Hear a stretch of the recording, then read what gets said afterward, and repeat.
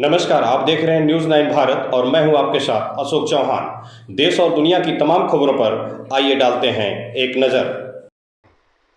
Azamgarh Samajwadi party कार्यालय पर Samajwadi party के प्रवक्ता अशोक यादव ने भाजपा सांसद दिनेश लाल यादव निरहुआ के बयान पर पलटवार करते हुए कहा कि आजमगढ़ में भाजपा सांसद दिनेश लाल निरहुआ ने आजमगढ़ अंतर्राष्ट्रीय एयरपोर्ट निर्माण हेतु किसानों को लालच देते हुए 4 गुना रेट पर उनकी जमीन बेचने का ऑफर दे रहे हैं।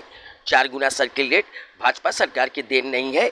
इस एयरपोर्ट को भी देश के अन्य एयरपोर्ट की तरह मोदी जी अपने मित्र अडानी को बेच सकते हैं और इसका लाभ जनता नहीं अडानी उठाएगा। निरहु जी किसानों के लिए उनकी ज़मीन सिर्फ ज़मीन का एक टुकड़ा भरी नहीं बल्कि उनकी ज़मीन भी होती है, उससे जुड़ी उनकी पुश्तैनी यादें भी होती हैं और आप पैसे से उनका ज़मीन बेचने को कह रहे हैं। 2024 लोकसभा चुनाव में आजमगढ़ के किसान भाइयों के साथ आम जनमानस भी आपके पैसे और पावर के इस अहंकार को चूर चूर करने का काम करेगी।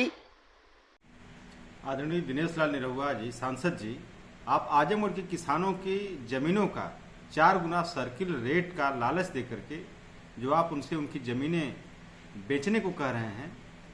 पहली बात कि ये सर्किल रेट भाजपा सरकार का नहीं है 4 गुना, ये इसकी पूर्ववर्ती सरकार का है। दूसरी बात कि ये ज़मीन का टुकड़ा आपके लिए ज़मीन का टुकड़ा होगा, लेकिन किसानों के लिए ज़मीन उनकी ज़मीर होती है, उनका स्वाभिमान होता है, उनका मान सम्मान होता है। और आप अंतर्राष्ट्रीय हवाई अड्डे की बात कर रहे हैं आजमगढ़ में। अंतर्राष्ट्रीय हवाई अड्डा बनवा के करेंगे क्या आजमगढ़ में? आपको जब देश के अन्य हवाई अड्डों की तरह इसको मोदी जी के मित्र अडानी के हाथों ही आज नहीं तो कल बेच देना है, तो इसका लाभ आजमगढ़ की जनता को क्या मिलेगा? ये तो लाभ तो अडानी को मिलेगा, आज नहीं तो कल। दूसरी बात की जो किसानों की ज़मीनों की बात आप कर रहे थे, ये ज़मीन उनकी ज़मीर होता है, उनका स्वाभिमान होता है, उनका मान सम्मान होता है। वहाँ पे वो पीढ़ियों से रह रहे हैं, पीढ़ियों से जुड़ी यादें उनके साथ जुड़ी हुई हैं, उनकी तमाम भावनाएं जुड़ी हुई हैं उस ज़मीन से, उनके घरों से।